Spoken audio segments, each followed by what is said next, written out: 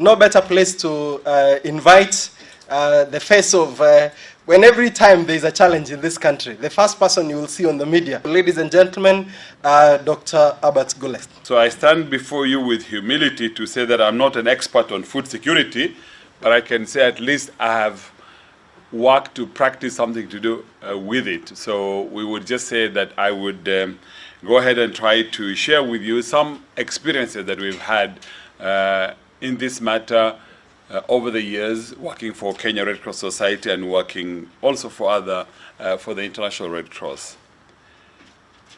So the question is Kenya's food insecurity and what options for long term. As was said earlier, this country a few years ago was food self-sufficient, about maybe 25, 30 years ago. So if it was food self-sufficient, where did we go wrong for it not to be the case today? And this is what I just want to share with you, some of these experiences. I want to say that one is to provide an overview of the Kenya Red Cross on this one and some of its, the problem status of the subject matter, the mindset that and drivers of food insecurity in this country, and number three is to look at possible options for long term, and then some of the lessons that we have learned within Kenya Red Cross. So a lot of us today are saying, what is the problem or what's the situation in Kenya? And it is said the humanitarian consequences of climate change are becoming more and more severe each decade. The country has experienced several kinds of drought situation, and it goes back to 1899 when the first recording of drought situation was first started to be documented in this country. And it is quite clear that in Kenya, every 3 to 5 years, you have a mini drought to a major drought. And even a research that we did recently with the Climate Center is that this will continue to be the case. Every 5 years, we'll be back to square one. Because people are saying, we were here in 2011, why are we here again? And why have we not found solutions? And I'm saying it will continue to be here with us as we look for those long-term solutions. As Kenyans, we are very short-sighted in some of these things. You know, in our papers, in our country, we have the flavor of the week. One week it is about this headline, the next week is the other one, the next week, and it goes on and on and on and on and on, and we forget where we came from to where really we should be going to. So this phenomena has been with us for many years. While it happens every 5 years in our country, they say even in Ethiopia, who are our neighbors, probably theirs is once every 100 years is when they have the major one. This was just a report that was released recently. And then the major issue is that we have been basically a rain-fed agriculture country. We have totally dependent on rains. So the issue of climate and climate change, it is said that the mean temperature is increasing at the rate of 0.2% Celsius degrees. And since 1960, some areas have warmed up to about 1 degree in Kenya, whereas in Ethiopia it's been about 1.3. The frequent droughts in the last 20 years is we had one in 1983-84. We had one in 91-92. We had one in 95-96. We had 99 2001. And it goes on and on. 2004, 2005, 2010, 2011, and now 2016, 2017. And they're telling us also in 2010 and 1998 were the hottest of the 10 years that were on record. Okay? They say drought in 2016, 2017 is likened to that of 2011, 2010, 2011. But now it's more severe because of the intensity, but also the coping mechanism of people.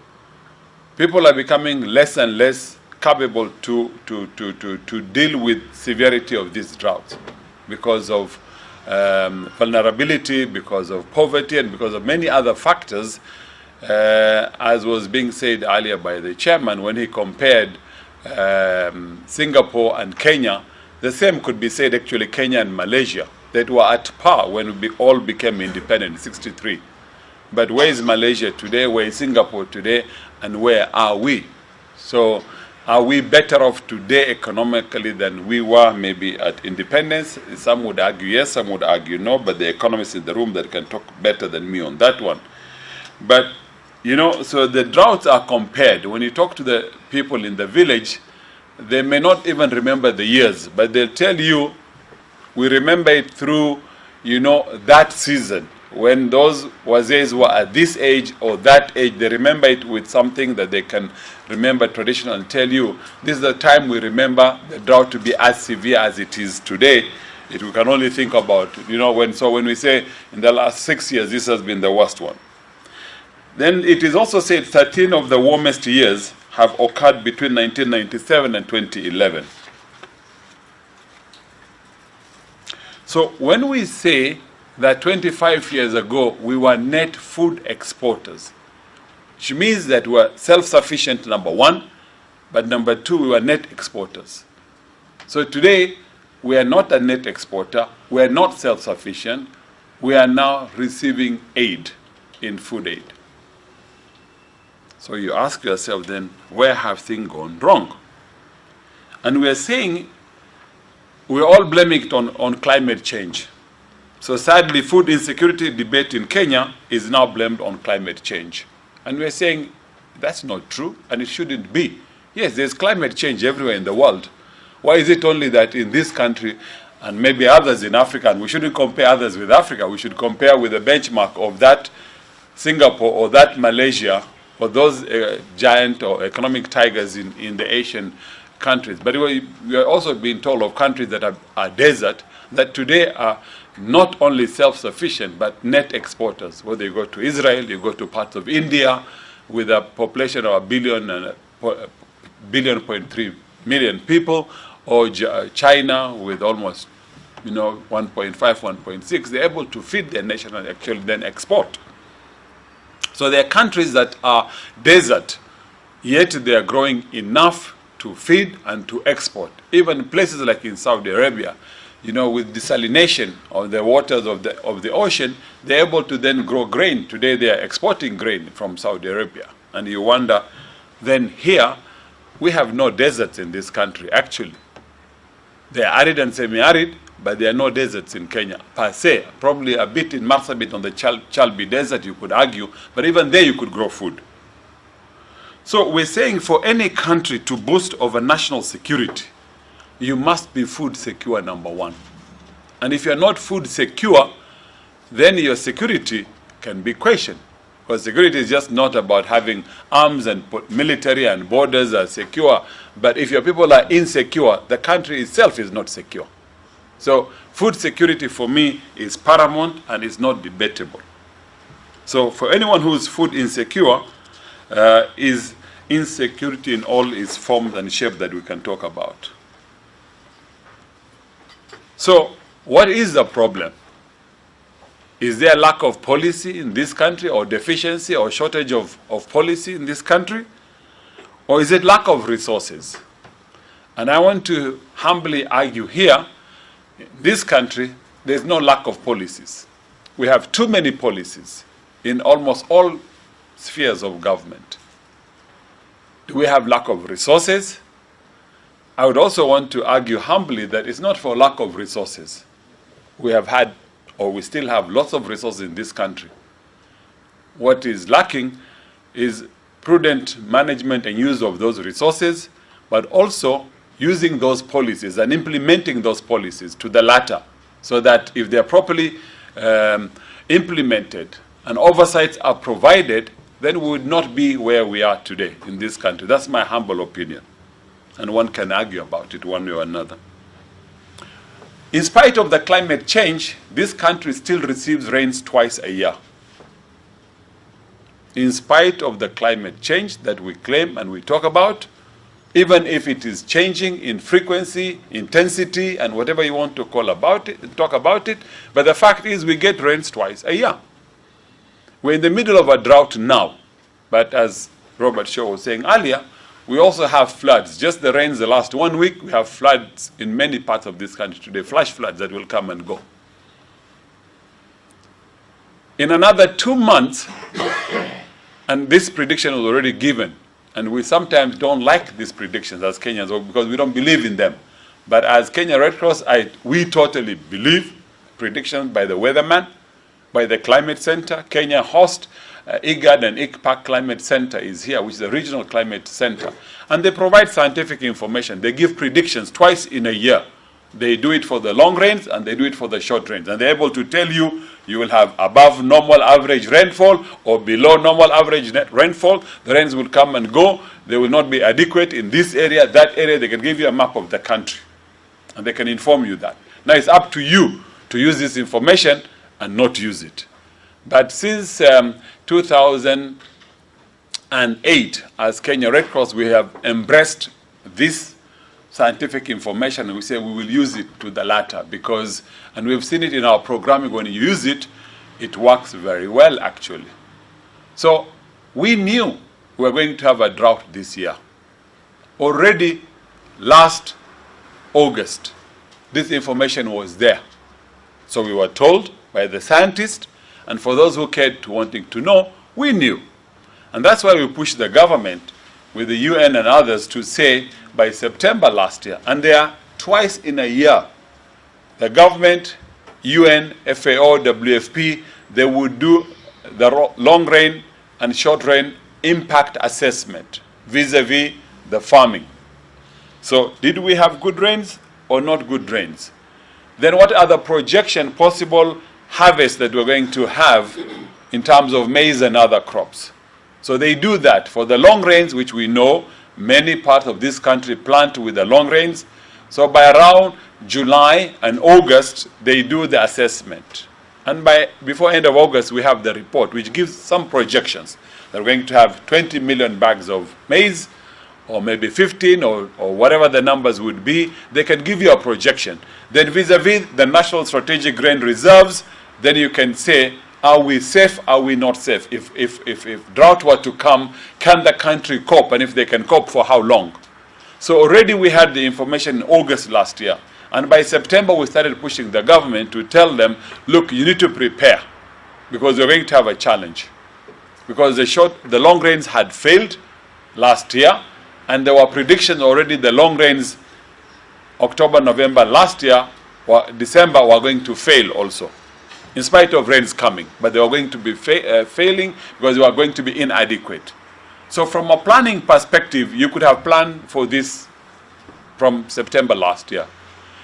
And I think fair to the government, by September last year, they had started seriously talking about the issue. And by October, there was an interministerial committee under the office of the president called by Mr. Kinyua that was meeting regularly, weekly actually, to talk about the drought. At that time, it was about 1.3 million Kenyans that needed food assistance in September, October last year. And by end of December, I mean, they had responded, because even as Kenya Red Cross, we were part of that, and the UN was part of that. So by end of December, early January, the number had gone to about 2.4 million Kenyans needed food aid. Today, it stands roughly at about 4 million, in spite of these rains coming now. Because the impact of this rain will not be felt for until the next 2-3 months. So there are farmers who have now planted, but already we knew the short rains had failed. And now the predictions given this February was that these long rains were going to come late, they would be inadequate, so we would have a prolonged drought that will take us up to October this year. And clearly, for anyone to plan, this was the time to plan. So the rains were going to come late, they have now come, but they will be inadequate, they will be short, they will cause havoc, there will be flooding in some areas. But you know, the funny thing is that there's a lot of water now going into the Indian Ocean, excessive water, and there'll be a lot of water going into Lake Victoria. And a lot of it also disappearing underground in many parts of the country, which is very good because it's going to recharge some of the aquifers underground.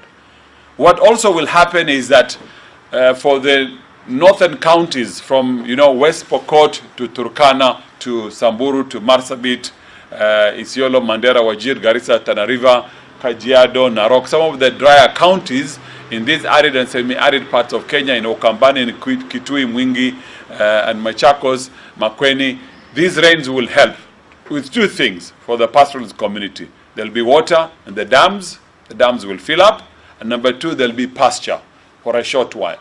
But between now and up to maybe beginning of July or mid-July, the situation will start turning again because the dry spell will have come back. So from August, September, October will be another 3 or 4 critical months until the next rainy season comes around October, November, which will be the short rainy seasons.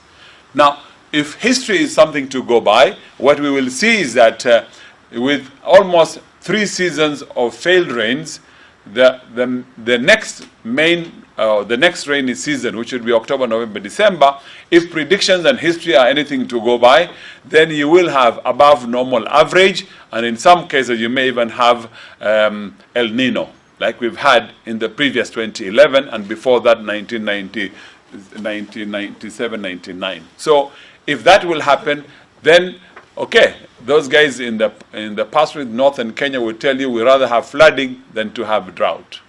Okay. So these are things that you can literally tell what will happen. So the Kenyans who are now on food assistance will need to be assisted beyond up to even early next year. Because even if rains were to come October, November, December this year, and there'd be good rains, those who are planting, and it's only in Ukambani, in lower eastern Kenya, that their planting seasons are a bit different from the rest of the country for some strange reasons. They plant with a short rainy season. So October, November, December. And you can be sure, if you want to have an impact with the communities in those areas, what you only need to give them is certified seeds, good quality seeds, that can be given to them in October with the first rain. When they plant, by February they're harvesting already. And you can plant that already now. And you can give a farmer 2 kilograms of seeds, would be a bag that would cost less than 300 shillings or maybe 320, but you can give them. In 2010, 2001, the price of 2 kilogram seeds was about 210 shillings. When you gave to a farmer and planted on 1 acre with good rains, in even the drier part of Makueni, Machakos, and Kitui and Mwingi, they would harvest minimum 12 to 15 bags. But the very good areas of central Mwingi, they could even harvest between 20 and 25 bags.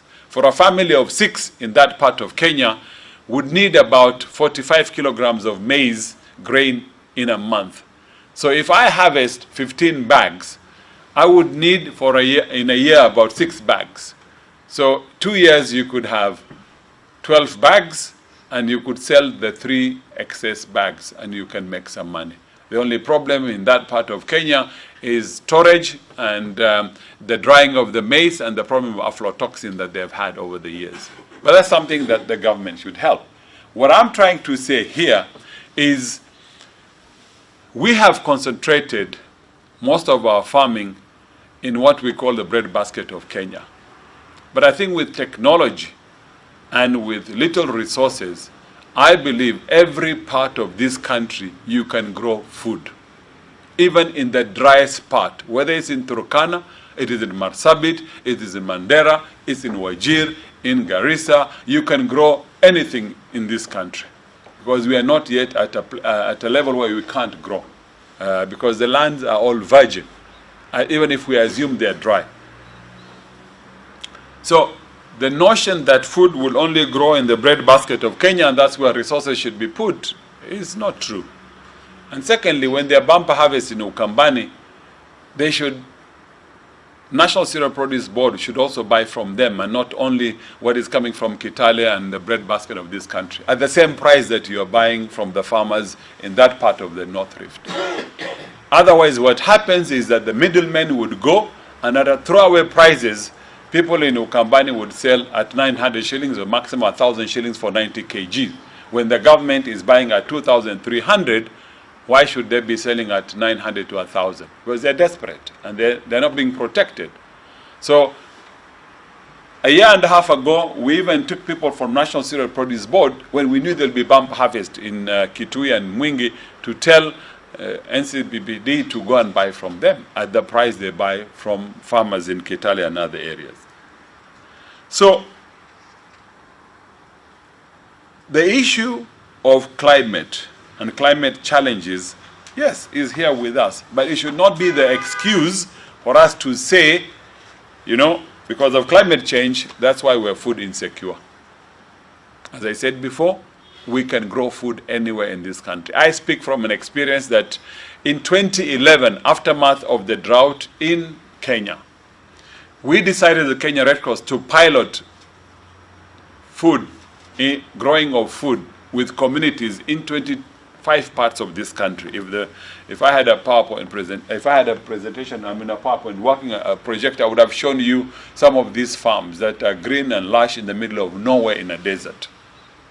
Because we've done it, where people were cutting trees cutting trees and burning charcoal and selling charcoal in Kinango, in Kwale, or in along the Tana River, in Madogo and many other places, would show you where people are now using the same donkey cart they were ferrying their charcoal sacks. They are now ferrying bananas, onions, tomatoes, watermelons, and many other products that they have been able to do. So it's doable. It's not rocket science, it's common sense, and it can be done. Of course, the question is, of course, in this country you have the large-scale farmers and the peasant farmers, small-scale holders.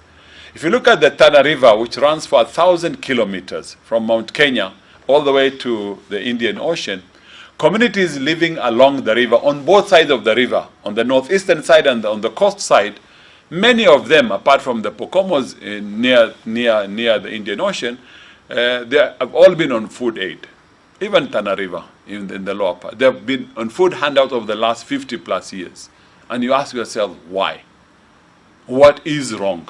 Because there's plenty of water going into the Indian Ocean, millions of liters every day. Yet we are not doing, not to say even enough, we're not even doing little to make sure that these people along the river can farm, can grow their food, can sell the surplus, and can be self-sufficient. The aid mentality is what has taken over people. For generations, 2-3 generations, children know their parents for lining up for food handouts every month. And it has psychological effect on these children and the way people end up waiting for these handouts. But we have done some pilot projects where it's actually possible that people can get back their dignity by simply empowering them and working with them. So, in simple, what I want to say, food insecurity sometimes can be said to be self-inflicted. First and foremost, and I'm happy probably Richard would speak after me, Mr. Abbas, we don't even have enough seeds, certified seeds in this country. We don't have sufficient seeds for us as a nation. We still have to import a lot of seeds into this country. How can we be food secure if we do not even grow enough seeds ourselves or produce enough seeds? The other thing is about just depending on maize. There are many other traditional crops that have more value financially and nutrition-wise than the maize. But now we can see with the army worms that have come, people were on the TV the other day saying, I'd rather start growing, coffee or other products for me to cash crops than to grow maize that, is going to be affected. So, I guess going back to what I wanted to say is that we have piloted in these 22 counties. Just about a month ago, the head of state was in Kwale, in Kinango, and he was commissioning a project done by Kenya Red Cross through funding by M-Pesa Foundation. A place where they were cutting trees and then burning charcoal, selling charcoal. We have been there for about 10 years, giving food handouts to this community through World Food Program and through GOK food aid. But about 5 years ago, we saw there was potential for these guys to grow food. There was a small dam which was now full of silt. It so happened, by the sheer grace of God, 100 kilometers water coming from Taita Hills, Taita Taveta, goes underground for about 100 kilometers and just comes out of this place in Kinango. And then there was this dam, and then it flows over into the Indian Ocean, few kilometers away. So we said that we could actually turn this to be a success story by simply going and asking for this funding. We got 200 million shilling from Safaricom and went and expanded this dam. In our context, made it a big dam, but it could be even much bigger if we had more resources. So we were able to create a dam with about 750 million liters of water, which we knew would serve that community from one season of rains to the next season. They will not have to go and look for water anywhere. They were agro-pastoralist community, and this area it was very cosmopolitan. The original people from there are what you call Durumas, but you had Kambas, you had Maasais, you had Somalis, you had all other communities in that area with their animals. So it took us about a year and a half to complete the project. So we expanded into a major dam, 750 million liters of water. We had to put a pump. We had to then decide to put an irrigation scheme with drip irrigation, where we created a farm of 110 acres. Each farmer was given about a quarter of an acre to farm. And again, if I show you those pictures, you would not believe that is Kwale, where you could actually grow maize that looked like you were in Kitale. They grow onion, they grow butternuts, they have tomatoes, they have sukuma, they have everything. So this community is able to grow enough to eat themselves in terms of these vegetables, but they're able to sell the surplus to the hotels along the south coast. Part of Kwale, people come actually to the farm with the truckloads and to buy the food from them, and then they're able to be paid cash. We have brought power to the place through coast with rural electrification. They have electricity before they're dependent on generators. But what also has happened is that this project has been talked about for so long in Kwale that the head of state was asked to go and commission it. So about a month ago he went there, and he was shell-shocked to see, in the midst of an area that is very dry, here was one place that had plenty of water, had even fish in the dam, but had a community of about 10,000 people benefiting from this water, animals also benefiting from this water, and now where Coast Water Authority was going to now pipe the water and treat the water to give people clean treated water. And the question he was asking is, how come can Red Cross do this project at such a low cost? And he had the deputy president, I'm told, with him. I wasn't there, I was out of the country. But he also asked the governor of Kwale and asked the minister of water and irrigation, why is it that can Red Cross do such a project at such a cost? And why as a government we can't do this? And his directive was there. He wanted 5 others done in that county, in other areas where water was available, so that we could do this that serves in that way more and more of these communities, as opposed to saying one mega project that doesn't really benefit and serve the community. So it's doable. But I'm saying from a Kenya Red Cross perspective, we can scale up. If resources were available and they were there, we can scale up largely. We're also now looking at doing small projects, fish farming. Today not many Kenyans know that there's more fish produced in Central Province than what we do in Nyanza and the Kenyan coast, per tonnage. Because people in Central Province have embraced the whole issue of fish farming, and they've taken it very seriously, and it's become a commercial venture. So freshwater fish being farmed in Central Province, you have higher yields than what we are doing in these other 2 large perceived fishing areas of the Indian Ocean and Lake Victoria. And you ask yourself, why? We have thousands of jobless, unemployed young people on the streets in Nyanza and in part of West Kenya and the Kenyan coast. Kenya has a capacity to fish about 270,000 metric tons of fish annually from the Indian Ocean. And at best, we are doing less than 30,000. So it's still 240,000 metric tons. That could be used internally, could be exported. It can create employment for young people. We don't have even a proper, fish processing plant in the Kenyan coast where young people could be employed. Many young Kenyans are rushing to go to work in Seychelles to be in their blue industry of fish farm or fish processing out there. So we've done a few projects in Ukambani and other areas where we're giving communities the fish ponds where they can themselves, do fish farming for their own use, their own consumption as white meat, but at the same time for them to sell the surplus to the community and make some cash and some income.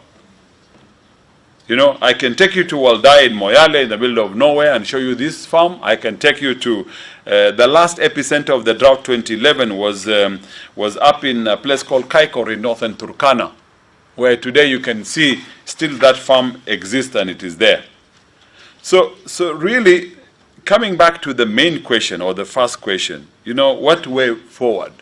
I mean, really for me, is just to say that if, as a nation, we are serious, and many times we say everything is government, government, government, and I ask myself, who is government? You and I are part of this government because you and I are taxpayers, and we should hold those that we have given responsibility, either elected or the civil servants who have been employed, who are the implementers of this project, that we must ensure of a proper accountability and for them to take their work more seriously. And people should be held more accountable than we have done today.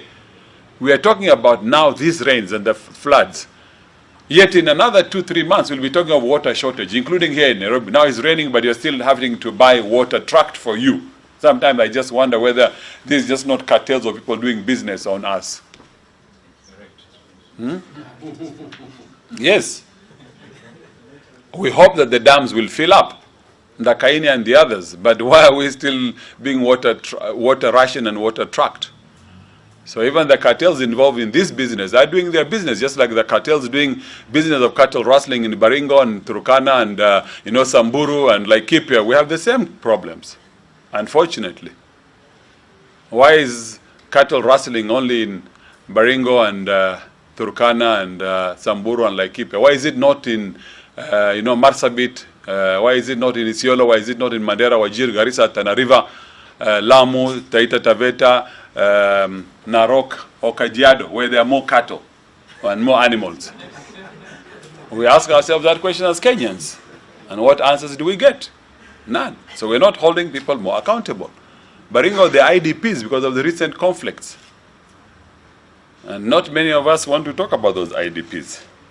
So for me, it's not for lack of policies, it's not for lack of land, it's not for lack of resources, not for lack of knowledge and know-how. We don't have to go to Israel to be shown, where some of our government ministers went there a few years ago, to be shown how sewer water is being treated and reused for farming. Here we still have water flowing into Lake Victoria. Yet a lot of communities along Lake Victoria, Kenyans, are drinking raw water, untreated water.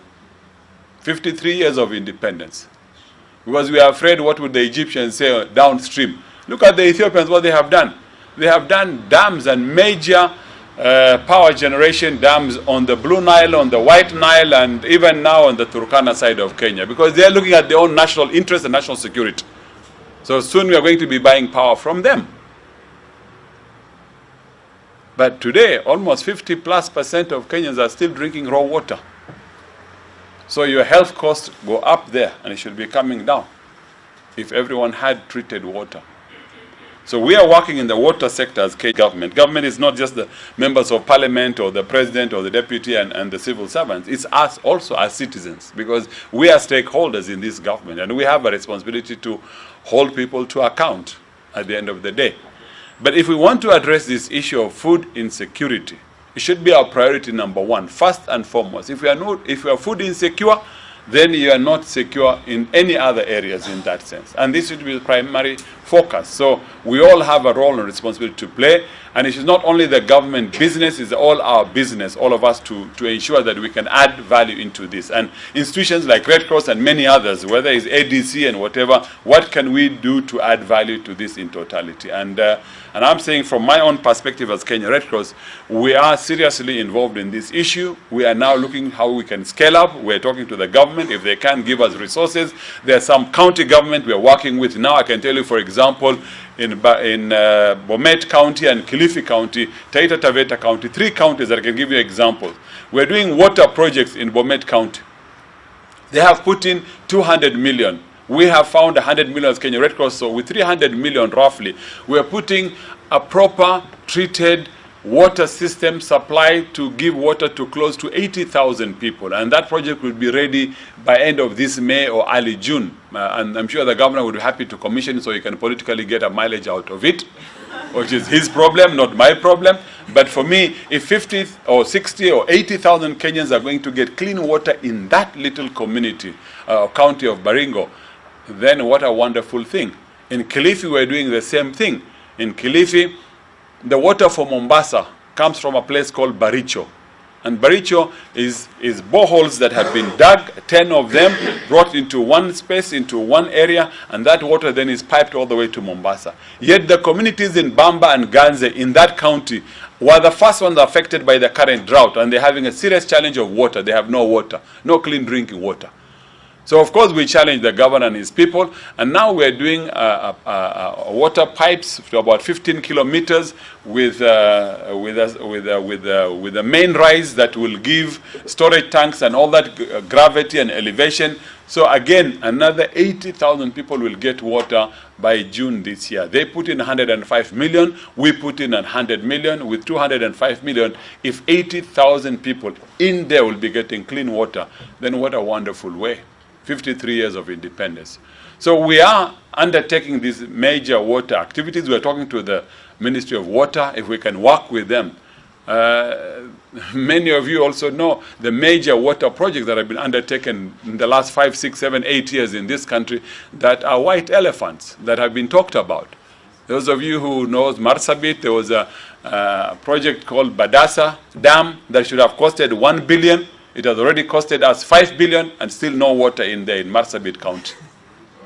Okay? You can talk of the one in Machakos, in Kitui. We can talk of in Ravine. I'm happy it is going on, or in Nandi, and the many others are being talked about. That so much has been spent, but yet we haven't seen the fruits of it as citizens of this country. And I think this is a challenge where my advice to the government would be, in some things you could disinvest or give to others to help you to get it, at a more efficient way of doing it, and cost effective, and also on the timely lines. And this is where I think the dialogue should be taking. It's not for lack of resources in our country. There are plenty of resources here.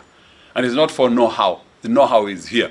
We work with private sector, Kenyan companies, Kenyan engineers, Kenyan practitioners who can actually do this thing, given the opportunity and the space to work without having to look for any commission or any shortcuts or kickbacks and all that.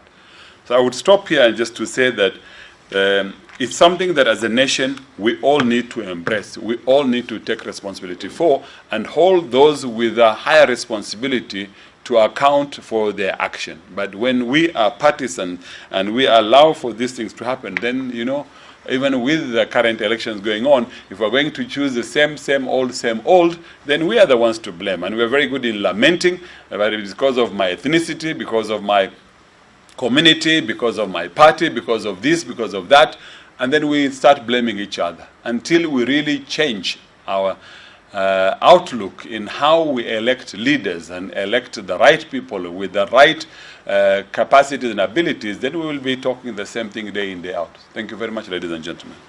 Just to say, Abbas, we celebrate what you guys do, and we're proud of the Kenya Red Cross. Time cannot allow us. A quick one, I think, to Kara. Just from, because we have to take the conversation forward, I think it is important to scrutinize the manifestos of political parties and their depth on food security. That is what I see as a possible narrative moving ahead.